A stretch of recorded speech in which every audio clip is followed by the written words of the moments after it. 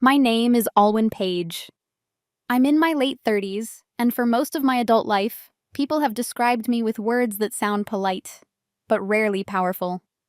Reliable, calm, practical. The kind of woman who keeps things running.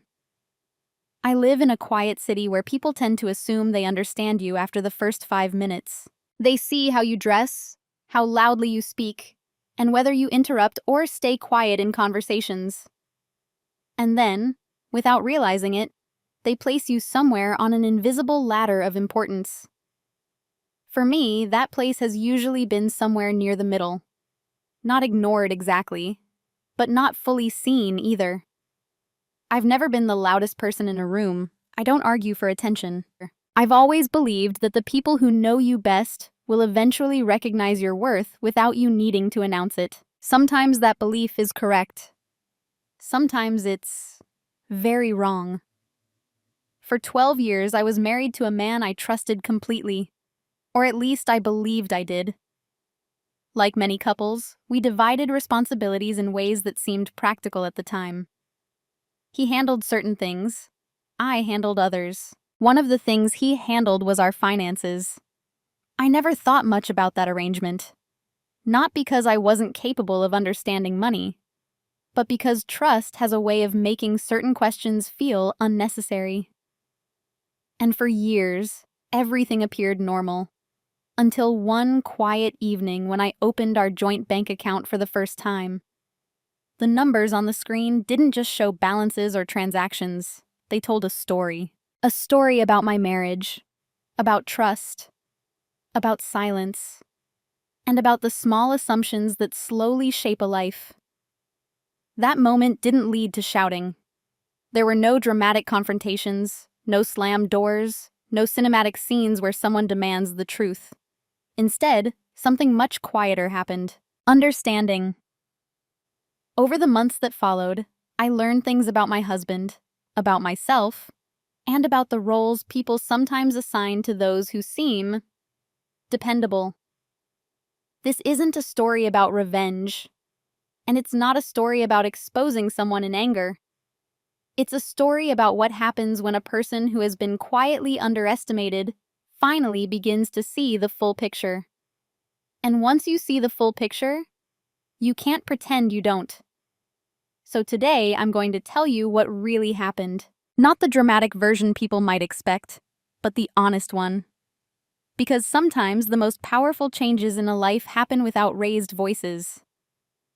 Before we begin, I'm curious about something. Have you ever discovered something small, something that looked ordinary at first, that slowly made you realize your entire understanding of a relationship might have been incomplete? If you had asked anyone who knew me a few years ago to describe me, the answers would have sounded remarkably similar. Alwyn? Oh, she's lovely. She's so dependable. She keeps everything organized. Those are kind words. I won't pretend they aren't. But if you listen closely, you might notice something missing from those descriptions. None of them say important. None of them says decisive. And certainly none of them suggest someone whose choices could shift the direction of a room. I was the person who made things easier for everyone else. At the community library where I worked in Bristol, I coordinated events, organized schedules, and solved problems before most people even realized they existed.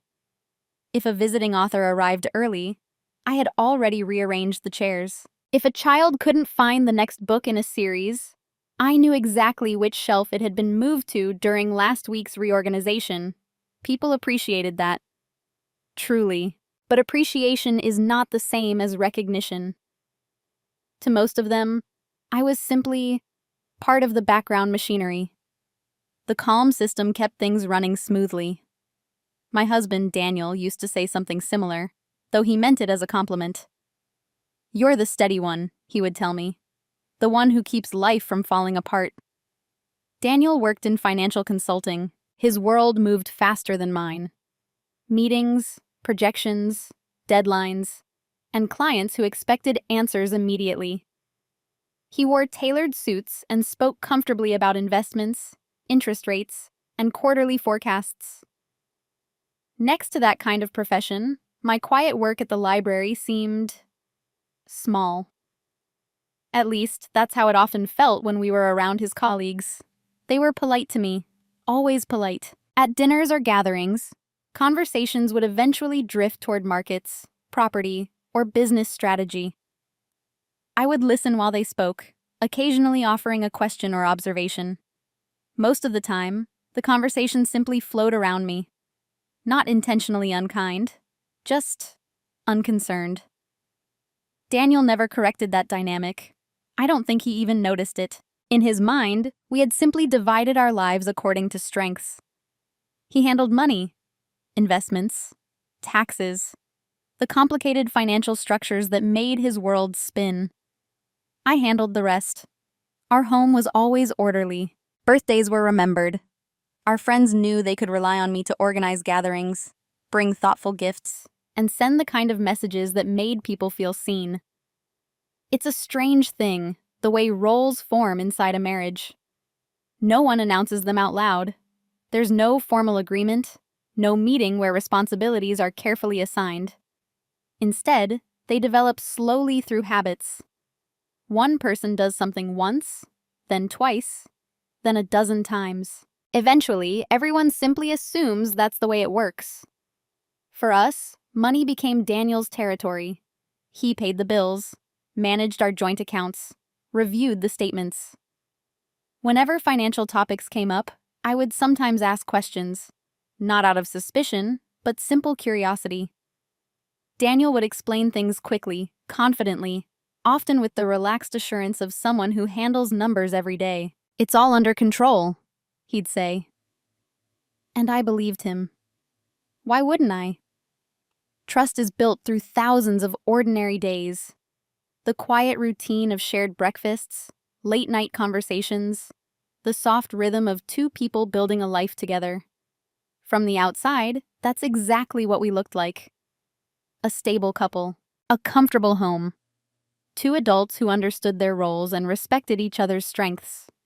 If there were small imbalances inside that structure, they were subtle enough to ignore. At least at first. Looking back now, I realize something important about the way people saw me during those years. They didn't think I was incapable. They simply assumed I would never look too closely at the parts of life they had claimed as their own. And for a very long time, they were right.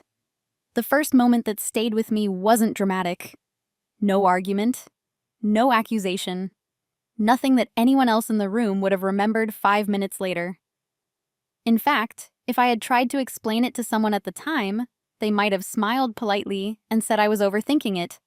But certain moments have a quiet weight to them, even when they appear insignificant on the surface. This one happened during a dinner with two of Daniel's colleagues and their partners. We were at a small restaurant near the harbor, one of those places with low lighting, polished wooden tables, and the soft hum of conversations layered over the sound of glasses touching. Daniel was relaxed that evening. He had just finished a large project, and his mood had that confident ease that comes when something important has gone well. The conversation drifted, as it often did, toward work, interest rates, housing trends, market projections. I listened quietly at first, the way I usually did, but one of Daniel's colleagues mentioned a community development project near our neighborhood, a plan to convert several unused buildings into co-working spaces and small retail units. I had heard about it weeks earlier through the library. The city council had circulated documents because one of the old buildings being considered was just down the street from us. Without thinking too much about it, I said something. "They're reconsidering the proposal for the South Block," I added gently. The council meeting last Tuesday suggested the zoning might change. For a brief moment, the table became quiet. Daniel's colleague looked at me with mild surprise. "Oh?" he said. I hadn't heard that. I started explaining what I'd read in the council notes. Nothing complicated, just a few details about parking concerns and community objections. But before I finished the second sentence, Daniel laughed lightly. Not loudly, not mockingly, just a soft, dismissive chuckle that drifted across the table like a small correction. "Alwyn reads everything the council publishes," he said, smiling at the others. It's part of the librarian instinct, but those meetings change direction every week. The others laughed politely, and the conversation moved on. That was it. No one was rude. No one intended harm. The evening continued normally, filled with stories about work trips and holiday plans. But something about that moment stayed with me. It wasn't the laughter itself. It was the way Daniel's response had quietly shifted the meaning of what I said. Instead of adding information to the conversation, my comment had been reframed as a charming habit. Something slightly academic, slightly irrelevant, like a person who enjoys reading trivia. I remember looking down at the candle on the table, watching the small flame move as someone reached for a glass. Part of me wanted to clarify what I had meant. The council documents weren't speculation. They were public records. But correcting the moment would have changed the atmosphere of the dinner. And I had always been someone who preserved atmospheres. So I let the conversation move past me. Daniel didn't notice anything unusual. Later that night, walking home through the cool Bristol air, he held my hand the way he always did. We talked about ordinary things, what groceries we needed, whether we should visit his parents the following weekend.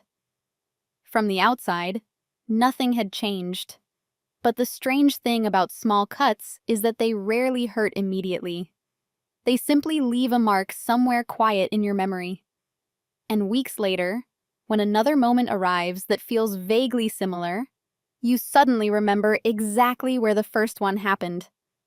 At the time, though, I told myself it was nothing, just a passing moment at a dinner table, something not even worth thinking about twice. After that dinner, life returned to its familiar rhythm. Mornings began with the same quiet routine, coffee in the kitchen while the city outside slowly woke up. Daniel usually checked his phone for overnight emails, and I reviewed the schedule for the library. Nothing about our daily life looked unusual, but once your mind notices a pattern, it begins to watch for it, not deliberately, just quietly. A few weeks after the dinner near the harbor, Daniel and I attended a small gathering at a friend's apartment. It was one of those relaxed evenings where people drift between the kitchen and the living room, plates balanced casually in one hand, while conversations weave in and out of each other. At some point, the topic turned to travel. Someone mentioned a new train route that had recently opened between two cities in the north. They were debating whether it would actually reduce driving traffic. Without thinking much about it, I said, I read that the route was designed mainly for freight expansion, not passenger volume. Again, it was something I had simply come across, an article shared by a local planning group that often sent updates to the library. Before I could explain further, Daniel smiled and lightly touched my shoulder. Alwyn reads every infrastructure article that exists, he said with easy humor. If there's a train, a bridge, or a council meeting involved, she's already studied it. Everyone laughed. It wasn't cruel laughter. It sounded friendly. And technically, what he said wasn't false. I do read a lot. Libraries encourage that habit. But the comment carried a familiar effect. The conversation shifted away from the point I had tried to make. Instead of discussing the actual information, people began joking about how I must secretly know the schedule of every train in England. I smiled along with them. That's the thing about moments like these. They rarely feel important enough to challenge. Correcting them would make you look overly sensitive. And most people don't enjoy turning a casual gathering into a debate about tone or intention. So I did what I had always done. I stayed quiet. Not because I agreed with the framing, but because it seemed easier than interrupting the flow of the room. And Daniel, like everyone else, assumed everything was perfectly fine. Over time, the pattern repeated in subtle ways. If I mentioned something I had learned or observed, Daniel often softened it with a gentle joke. If I asked a detailed question about finances or investments, he would simplify the answer quickly and reassure me that things were handled. None of it felt aggressive, none of it felt dramatic, but it created a quiet narrative. Alwyn is curious. Alwyn reads a lot. Alwyn likes information. But when it comes to serious decisions, that's Daniel's world. And the strange part is, I helped maintain that narrative. Not intentionally, but every time I let a moment pass without clarification, I reinforced the version of me that others had started to believe. Reliable, kind, supportive, and slightly removed from the decisions that shaped larger outcomes. At the time, I told myself that none of this mattered. Daniel loved me. That much was obvious in the ordinary ways people express affection: shared routines, thoughtful gestures, the comfortable quiet of two people living side by side. A few light jokes during conversations didn't change that, or at least, that's what I believed. Because when small dismissals happen gradually, they don't feel like disrespect. They simply begin to feel normal. And once something becomes normal inside a relationship, you stop noticing it as clearly. Until one day something happens that forces you to look again. Roles inside relationships rarely arrive with instructions. No one sits down at the beginning of a marriage and says, "Here is the part you will play." Instead, the roles form quietly, through repetition, through small expectations that slowly settle into place until they feel natural. By the 8th year of our marriage, my role had become very clear, even if no one had ever defined it out loud. I was the stabilizer, the one who kept daily life organized, the person who remembered details that other people overlooked. If our friends needed someone to coordinate a dinner or help during a stressful week, I was the one they called. I didn't resent that role. In many ways, I had chosen it. There is a certain quiet satisfaction in being dependable. When people trust you with the small structures of their lives, it means they believe you will handle them carefully. But dependability can slowly transform into something else. Invisibility. Not complete invisibility, of course. People still see you. They appreciate you. They thank you for the things you do. But they stop imagining that you might also influence the larger decisions. That was the part of life Daniel occupied. Finances, investments, long-term planning. Whenever those topics appeared, the dynamic between us shifted almost automatically. Daniel's voice would grow more confident, more animated. He enjoyed explaining things, the movement of markets, the logic behind certain financial strategies. And I would listen. Sometimes I asked questions, but they usually ended with the same reassuring conclusion. "It's all handled," he would say. The phrase became so familiar that eventually I stopped asking as often. Not because I had lost interest, but because I believed his certainty. Daniel had studied finance for years. His career revolved around it. Compared to his daily exposure to numbers and reports, my occasional curiosity probably seemed minor. And I trusted him. Trust can be a beautiful thing inside a marriage. It allows you to relax into the belief that someone else is protecting certain parts of your shared life. But trust also creates blind spots. One evening, I remember sitting in our living room while Daniel reviewed something on his laptop. Spreadsheets covered the screen, rows of numbers moving up and down in ways that looked complicated from a distance. "Everything all right?" I asked. He glanced up with a quick smile. "Just checking our accounts and a few investments." That answer satisfied me immediately. If he had said anything else, if his expression had shown concern or hesitation, I might have asked more questions. But Daniel looked calm, confident. And confidence has a way of closing conversations before they even begin. So I returned to the book in my hands, trusting that the person responsible for our finances was doing exactly what he had always promised to do. Looking back now, I realized something important about that moment. It wasn't that Daniel forced me into a smaller role. It was that the role had slowly grown around me, shaped by years of habits we both accepted without examination. He handled the complex parts.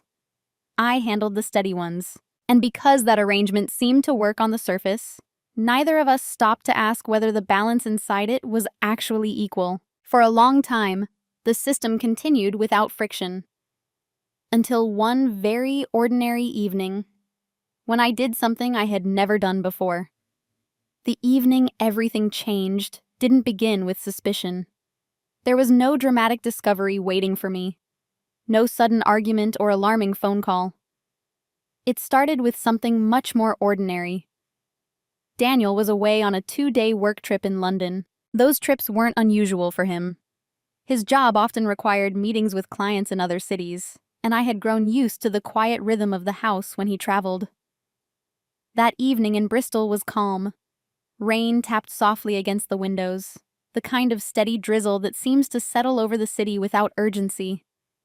I had just returned from the library after helping prepare for a children's reading event the following morning. My routine was simple: tea, a light dinner, and a few minutes with my notebook to review the next day's schedule.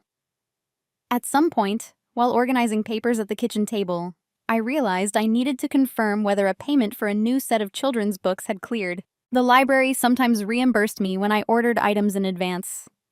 The easiest way to check was through my email, which occasionally received notifications from our bank if transactions overlapped with shared purchases. I opened my laptop and logged in.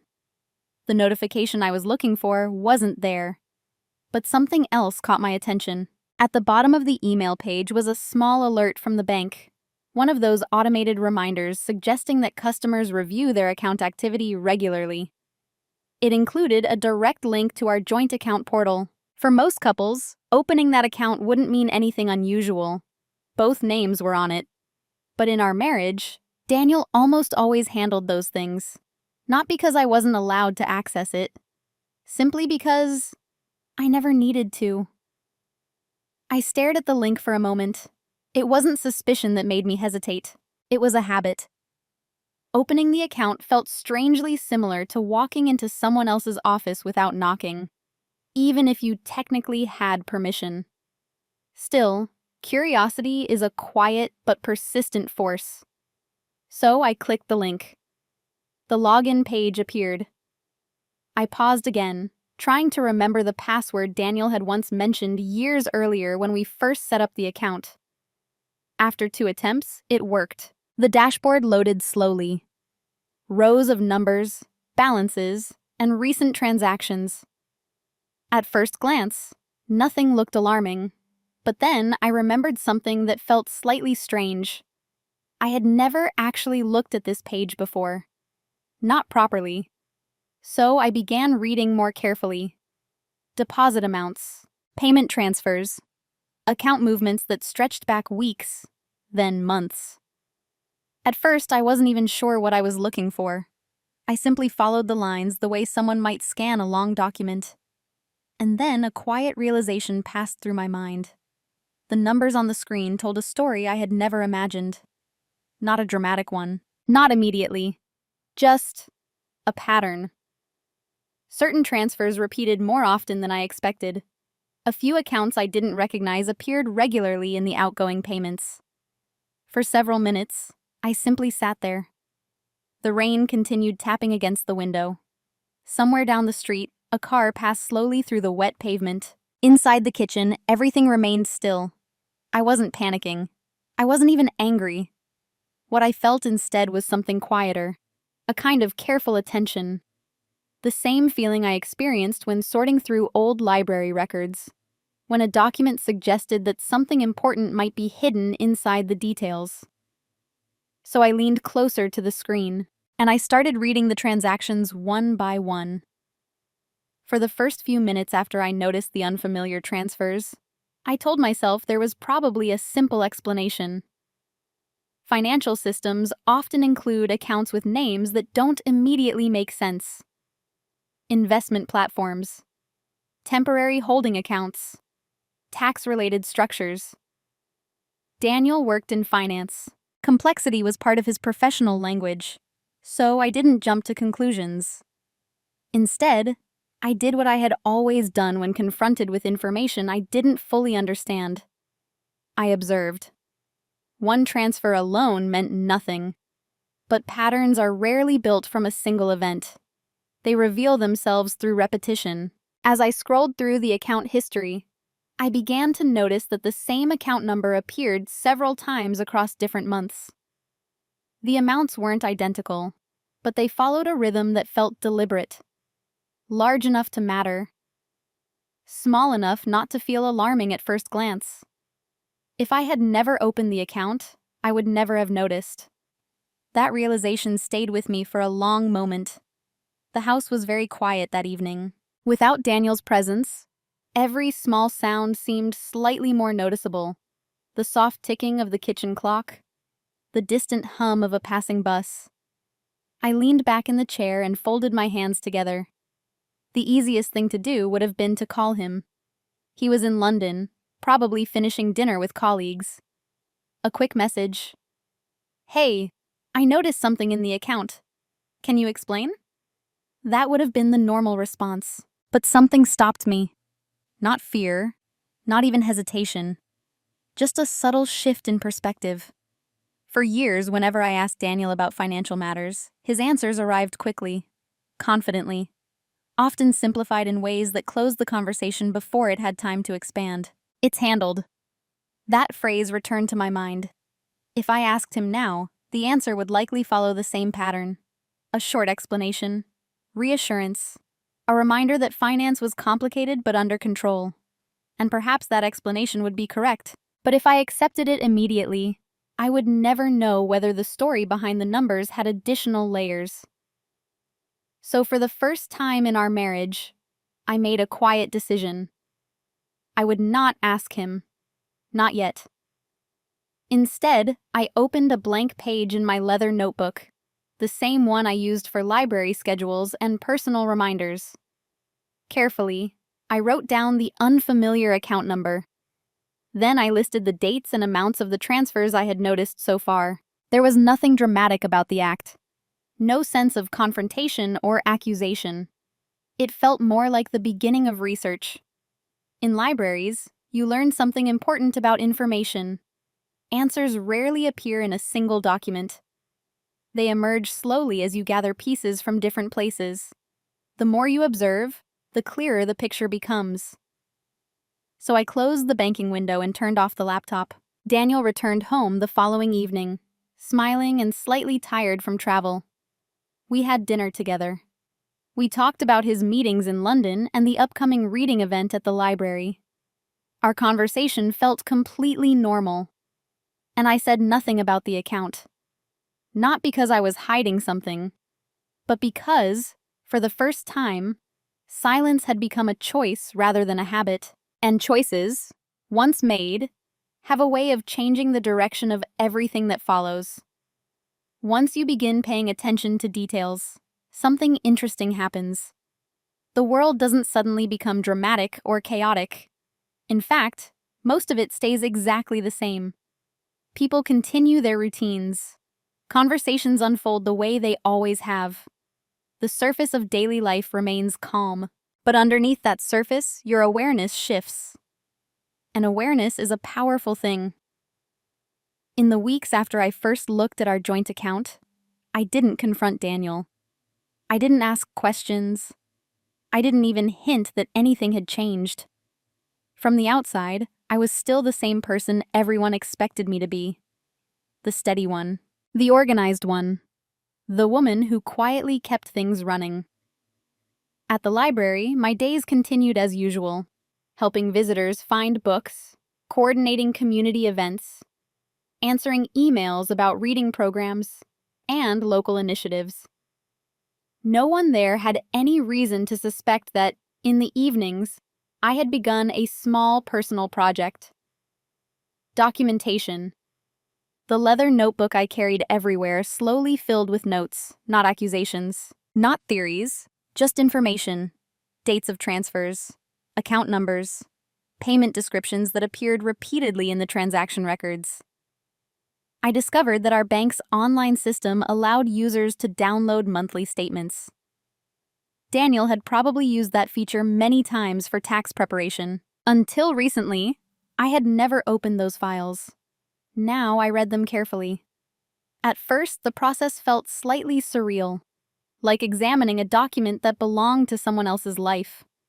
But as the weeks passed, the patterns became clearer. Certain payments happened on predictable days of the month. A particular external account appeared again and again, and occasionally, larger sums moved briefly through the joint account before disappearing elsewhere. None of this proved anything by itself. Financial professionals often move money between accounts for legitimate reasons: investments, temporary holdings, structured savings. But what interested me wasn't just the transfers. It was the consistency of them. Patterns rarely exist without intention. Meanwhile, Daniel continued living exactly the way he always had. He left for work early most mornings, dressed in one of his neatly pressed suits. In the evenings, we shared dinner and talked about our days. Sometimes he told me about complicated negotiations with clients or new financial products his firm was considering. When he spoke about numbers and markets, his voice carried the same relaxed authority I had heard for years, and I listened. The difference now was subtle. Before, I listened with trust. Now, I listened with curiosity. Not suspicious curiosity, just the careful attention of someone realizing that certain parts of the story might be incomplete. Interestingly, Daniel never noticed any change in me. Why would he? I didn't behave differently. I didn't ask more questions. If anything, I asked fewer. To him, that probably looked like the same quiet acceptance he had always known. But inside my notebook, the picture was slowly expanding. One evening, while reviewing another set of statements, I noticed something that made me pause. The unfamiliar account receiving regular transfers wasn't just external. It was registered with a separate financial institution entirely. Not Daniel's firm, not our bank, a different bank. That detail alone didn't explain anything, but it raised an important question. Why would someone move money from a shared household account into an external institution repeatedly over several months? I wrote the institution's name carefully in the notebook. Then I closed it. The strange thing about preparation is that it rarely feels dramatic while it's happening. There were no tense confrontations in our home, no secret phone calls or hidden investigations, just quiet evenings, a woman at a kitchen table, a notebook filled with observations, and a growing understanding that the role everyone believed she played in this story might not be the one that would determine how it ended. Daniel, like everyone else, still believed something very simple about me. He believed that if anything important ever happened, I would ask him directly. What he never noticed was that I had already started looking for the answers somewhere else. There is a quiet moment that happens during any investigation, formal or personal. It's the moment when the information you've been collecting stops feeling like scattered pieces and begins forming a clear shape. Not a complete picture yet, but enough to understand what direction the truth is pointing. For me, that moment arrived on a Sunday afternoon. Daniel had gone out for a long run along the harbor path, something he often did when the weather was mild. I stayed home, sitting at the small desk near the living room window with my notebook and laptop open beside me. Over the previous weeks, I had downloaded nearly a year's worth of bank statements. At first, I simply read them line by line.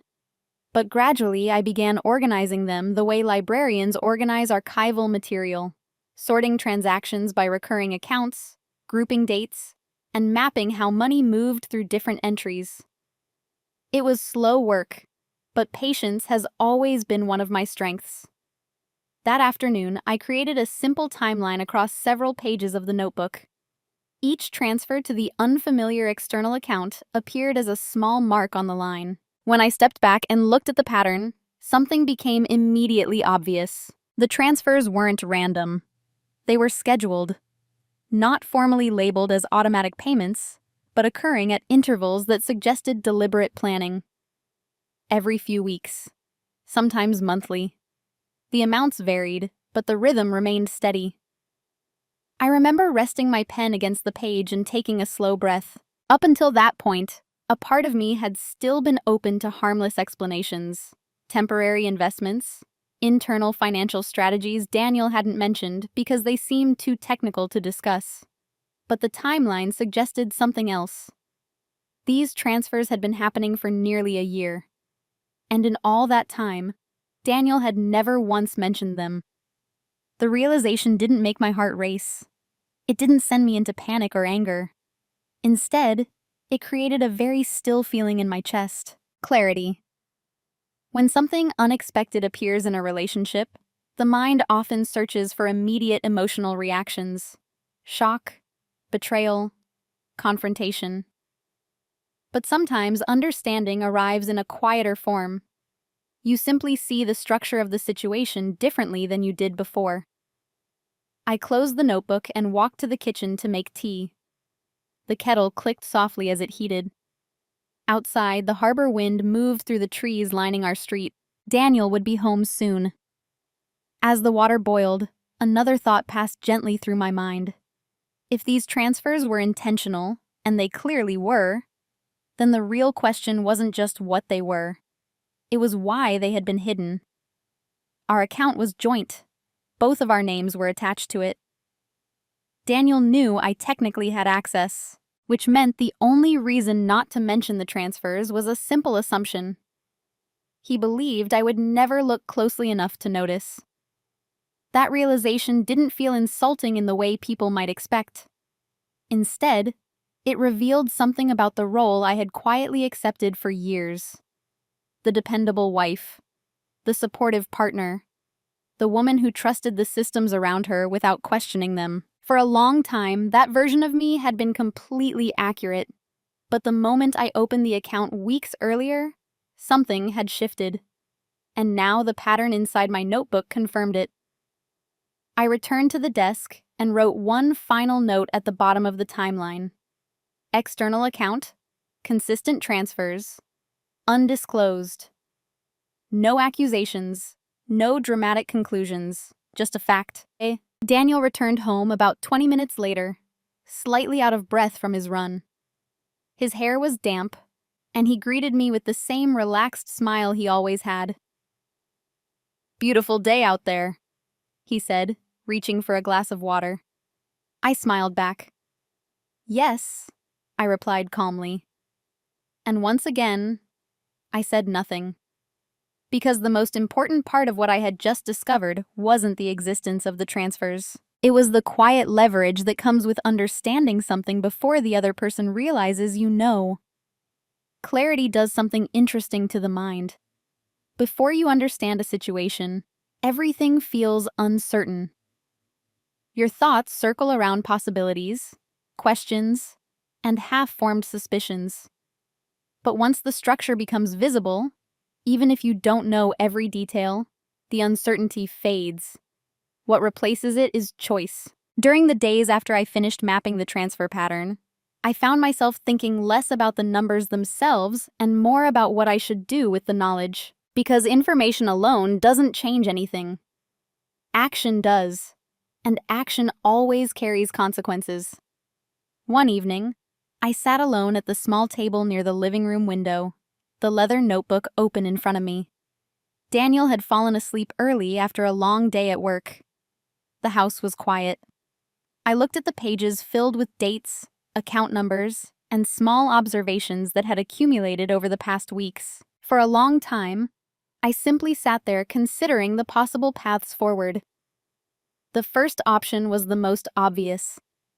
I could confront Daniel, walk into the bedroom, wake him gently, and place the notebook in front of him.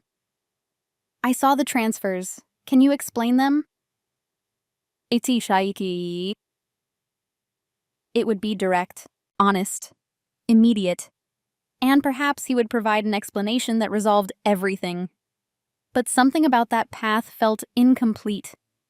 If Daniel had been comfortable discussing these transfers openly, he would have mentioned them at some point during the past year. The fact that he hadn't suggested that a simple explanation might not exist. Or, if it did, it was one he preferred to control. The second option was quieter. I could ignore the discovery entirely. Close the notebook, return to the version of life where finances remained Daniel's territory, and trust filled in the gaps I hadn't examined before. Many people choose that path when something unsettling appears in a relationship. Not because they're weak, but because stability is comforting, even when it rests on incomplete information. But once you truly see something, pretending you haven't becomes surprisingly difficult, which left a third option: understanding. Not a partial understanding based on a single account, complete understanding. If the transfers were part of a larger financial structure, there would be traces of it elsewhere. Records, documents, institutions connected to the account I had already identified. Finding those answers wouldn't require confrontation. It would simply require patience. I rested my hand on the notebook and realized something important about the position I was in. For the first time in our marriage, I knew something about our shared finances that Daniel didn't realize I knew. That small difference created a quiet advantage. If I confronted him immediately, that advantage would disappear. The conversation would shift back into the familiar dynamic. Daniel explaining, Daniel reassuring, Daniel controlling the flow of information. But if I waited, the balance of knowledge would remain exactly where it was, in my hands. I wasn't planning revenge. That thought never crossed my mind. What I wanted was clarity, the kind that allows a person to make decisions based on truth rather than assumptions. So I closed the notebook gently. In that moment, the decision became very simple. I would continue observing, continue documenting, and quietly learn everything there was to know about the path our money had been taking. Daniel slept peacefully in the next room, completely unaware that anything had changed. But in reality, something had shifted in a way that could not be reversed. Because once a person chooses to follow the truth all the way to its source, the life waiting on the other side of that discovery will never be quite the same. After I made the decision to keep learning rather than confront Daniel immediately, the pace of my actions remained calm. From the outside, nothing in my life appeared different. I still woke early, walked to the library through the quiet Bristol streets, and spent my days helping visitors find books or organizing community events. In the evenings, Daniel and I cooked dinner together, sometimes watching a film or talking about our plans for the weekend. The routine continued exactly as it always had. But beneath that routine, I had begun moving very carefully. One of the things you learn while working around archives and public records is that information is rarely hidden completely. Most systems leave trails, documents, statements, confirmations, small fragments that exist simply because organizations need to keep track of their own operations. You just have to know where to look. The unfamiliar bank that appeared in the transfer records became my starting point. One afternoon during a quiet period at the library, I used a public computer terminal to research the institution. It wasn't one of the major banks Daniel usually mentioned. Instead, it specialized in private savings accounts and small investment portfolios. That alone wasn't suspicious. But it meant something important.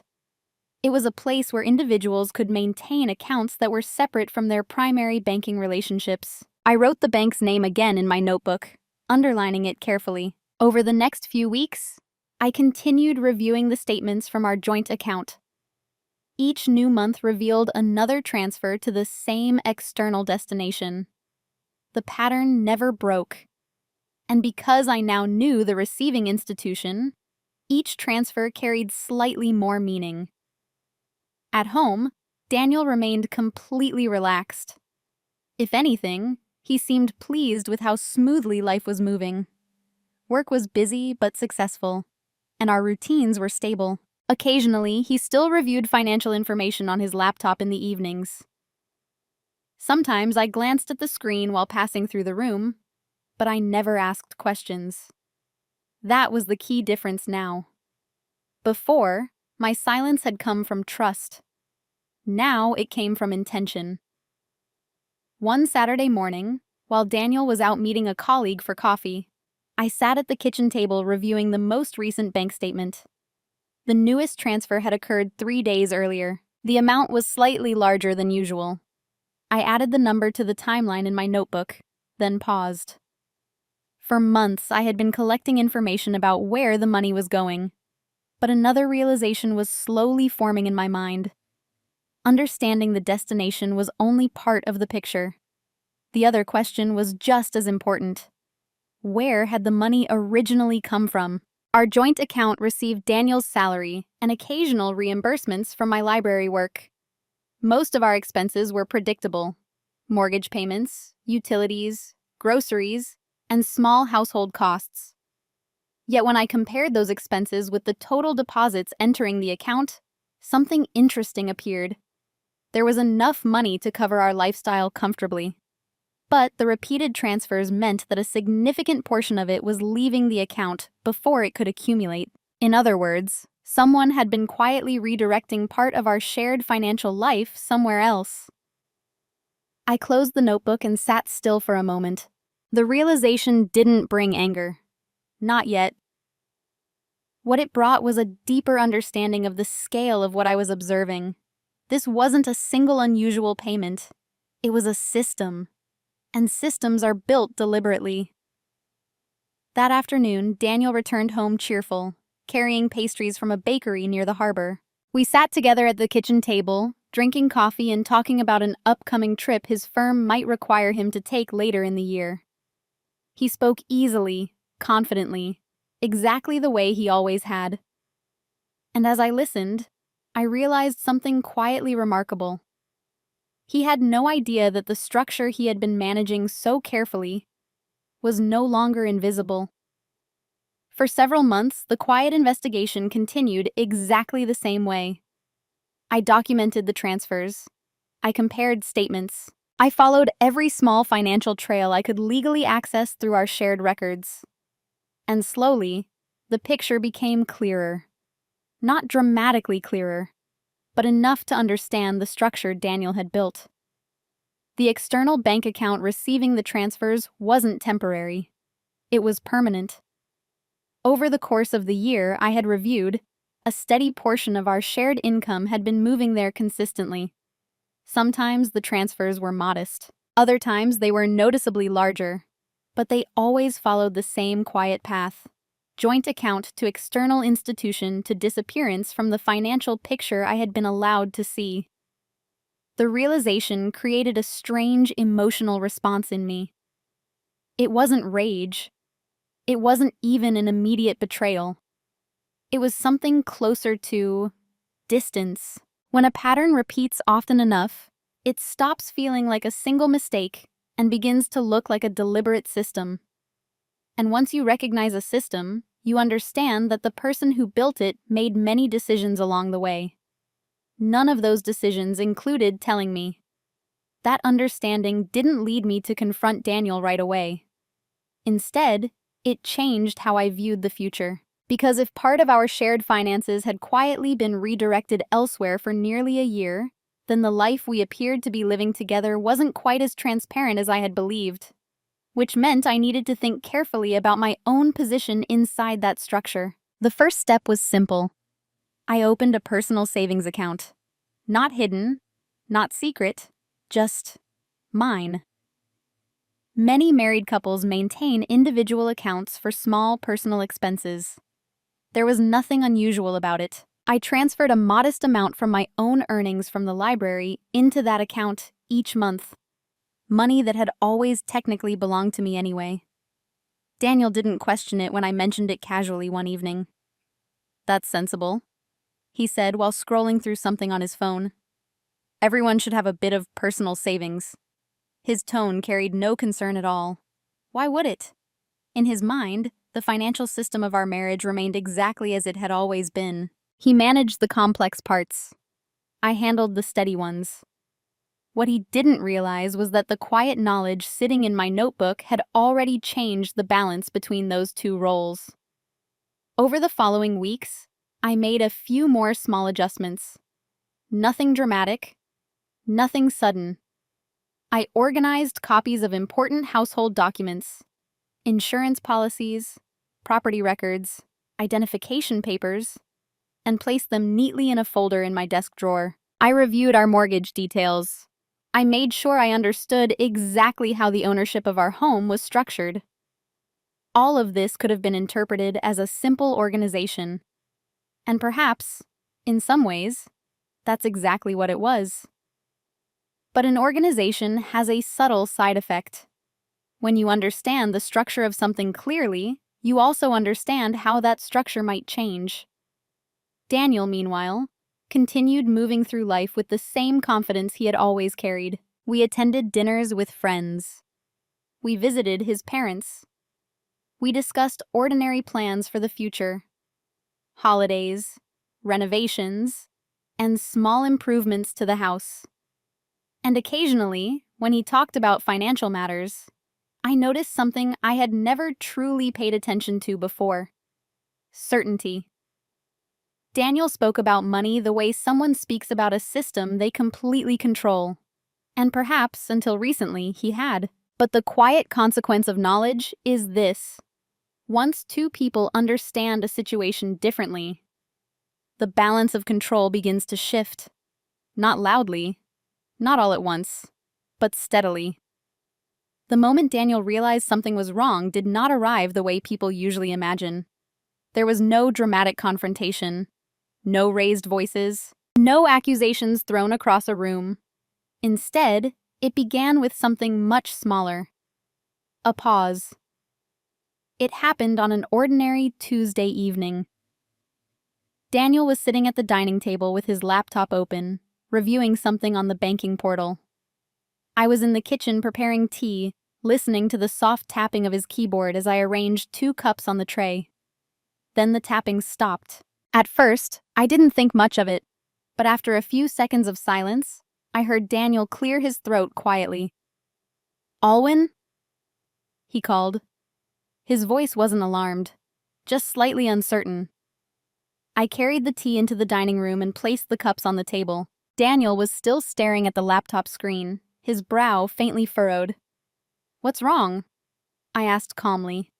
He turned the screen slightly toward himself, as if adjusting the angle, then looked back at it again. "That's strange," he said. "What is?" Daniel hesitated for a moment. "I was reviewing the balance projections for the account," he explained. "The numbers are a bit different from what I expected." I nodded gently, sitting across from him. "Different how?" He didn't answer immediately. Instead, he began scrolling through the transaction history again, his fingers moving slightly faster across the trackpad than usual. From where I sat, I could see the familiar columns of numbers passing by on the screen. Balances, transfers, dates, the same records I had been studying quietly for months. Daniel leaned back in his chair. "That's odd," he said again, almost to himself. The room remained calm. The only sound was the quiet rain against the window, but I could see the subtle shift happening in his expression. Not panic, not yet, just confusion. The kind of confusion that appears when a system someone believes they understand perfectly begins to behave in an unexpected way. "What were you expecting to see?" I asked softly. Daniel rubbed his chin. "I was checking something related to the external transfers," he said. "A few calculations aren't aligning with what I planned." I watched him carefully. For years, Daniel had carried himself with a particular kind of financial confidence. Numbers were his territory, and he moved through them with effortless certainty. Now, for the first time, that certainty looked slightly unsettled. He refreshed the page again. More scrolling. Another pause. "I might need to review a few things tomorrow," he said finally. "It's probably just a reporting delay." His tone tried to remain casual, but the hesitation behind it was noticeable. I took a slow sip of tea. "Financial systems can be complicated," I said gently. Daniel glanced at me, then back at the screen. "Yes," he replied. For a long moment, neither of us spoke. Because the truth, though Daniel didn't yet understand it fully, was already present in the room.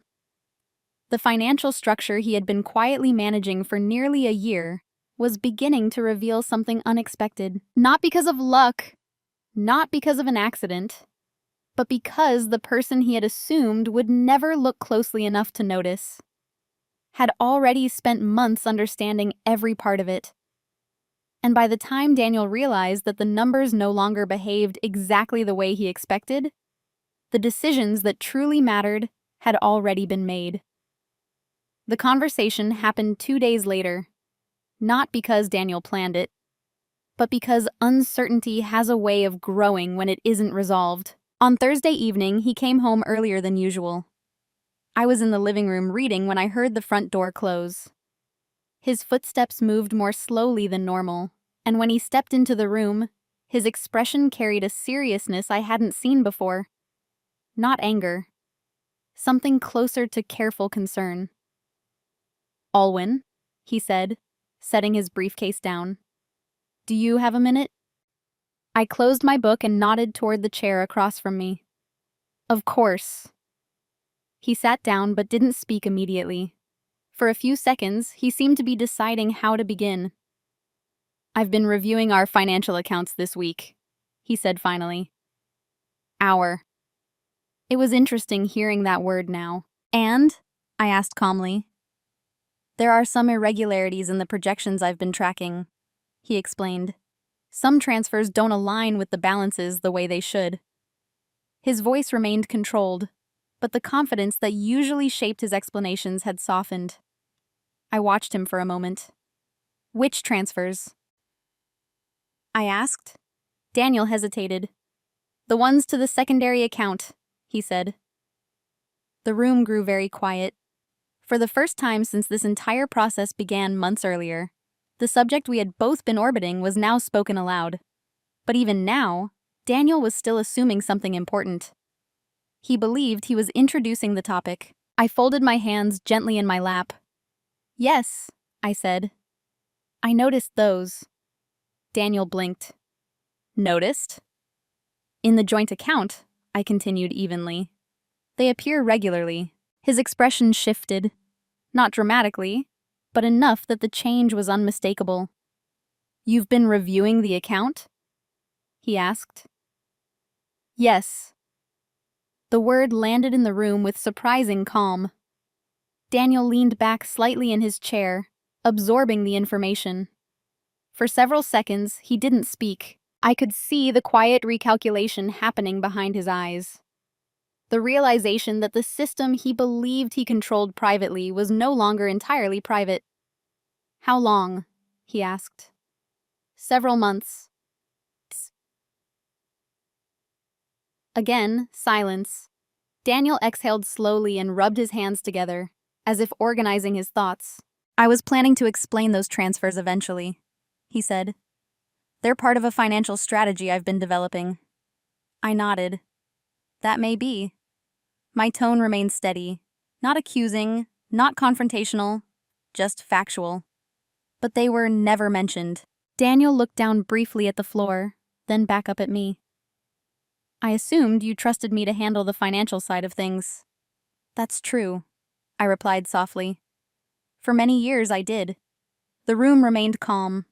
No raised voices, no dramatic emotion. But the space between us felt very different now. Because the balance that had quietly shaped our marriage for nearly a decade had shifted in a single realization. Daniel had always believed that financial knowledge belonged entirely to him. Now he understood something he hadn't expected. The person sitting across from him wasn't asking questions out of confusion. She already understood far more than he had ever imagined. And the most unsettling part for him wasn't anger. It was the calm certainty that came with that knowledge. After that conversation, something in our home changed. Not suddenly, not dramatically, but the quiet structure that had shaped our marriage for years no longer existed in the same way. Daniel did eventually try to explain the financial system he had built. Over the following days, he described it carefully. How he had opened the secondary account, how he believed redirecting some funds into separate investments would create long-term security. His explanations were detailed. In another time, I might have listened with the same trust I once carried. But understanding the structure of something changes the way you hear the story behind it. Daniel's system hadn't simply been a financial strategy. It had been a decision made alone. A system built quietly beside the life we shared, without the transparency that partnership requires. That realization didn't produce anger inside me the way people sometimes expect. Instead, it produced clarity. For many years, I had believed that my role inside our marriage was to support the steady rhythms of daily life, while Daniel managed the more complex structures surrounding us. And for a long time, that arrangement seemed natural. But what the past months had shown me was something important about myself. I had never been incapable of understanding those structures. I had simply never been invited to participate in them. And perhaps, more importantly, I had never insisted on participating either. That awareness changed the way I viewed my future. Daniel and I had several long conversations after the truth came fully into the open. They remained calm, just like the first one. No shouting. No attempts to humiliate or punish each other. But calm conversations can still lead to serious decisions. Trust, once reshaped, rarely returns to its original form. Eventually, we agreed to separate our finances entirely. Later, we agreed to something else as well. Our marriage, as it had existed before, was no longer the same partnership either of us believed it had been. So we ended it, quietly, respectfully, and without public conflict. Friends and family were surprised by how calm the process appeared from the outside. There were no dramatic stories to tell, just two people acknowledging that the structure of their life together had changed in ways that couldn't be undone. Today, my life looks very different. I still work at the library. I still walk through the same Bristol streets in the morning. But the person moving through those routines carries a different understanding of herself. For a long time, I allowed other people's expectations to define what kind of role I played in important decisions. Now I know something much simpler. Being calm does not mean being unaware. Being patient does not mean being powerless. Sometimes the quietest person in the room is simply the one who has taken the time to understand the situation fully before speaking. And once that understanding arrives, the version of you that emerges afterward is often someone entirely new. When people hear stories about broken trust in a marriage, they often expect something loud, a dramatic discovery, a confrontation filled with anger, a moment where someone wins and someone loses. But life rarely unfolds that way. The truth is usually quieter. When I first checked our joint bank account, I didn't expect to discover anything unusual. I simply followed a small thread of curiosity, the same way I might examine an unfamiliar document at the library. But that small moment revealed something larger, not just hidden transfers. It revealed how easily trust can become an assumption. For years, I assumed that because Daniel handled the finances confidently, everything happening within them must have been transparent. And Daniel assumed that because I never questioned those details, I would continue not questioning them. Neither of those assumptions was entirely malicious, but together they created distance inside a partnership that was supposed to be built on openness. Looking back now, I don't see our story as one about deception alone. I see it as a reminder about participation. In any relationship, whether it's marriage, business, or friendship, trust should never require one person to become invisible. Being supportive doesn't mean stepping away from understanding the systems that shape your shared life. And being calm doesn't mean accepting uncertainty forever. Sometimes the most powerful thing a person can do is simply look more closely. Not with anger, not with suspicion, just with the quiet determination to understand the truth fully. For me, that understanding didn't lead to revenge. It led to clarity. And clarity gave me the ability to make decisions about my future with calm certainty rather than emotional reaction. Today, when I think about that evening at the kitchen table, the moment I first opened the account, I don't remember it as the beginning of something painful. I remember it as the moment I began paying attention to my own place in the story. And sometimes that's all it takes to change the direction of a life. So I'm curious about something. If you were in my position, if you noticed a small detail that didn't quite make sense in a relationship built on trust, would you ask immediately? Or would you quietly look deeper first? Video của mình hôm nay đến đây là kết thúc. Nếu bạn thích video này, hãy cho mình xin một lượt like và một lượt đăng ký kênh. Hẹn gặp lại các bạn ở trong những video tiếp theo. Bye bye.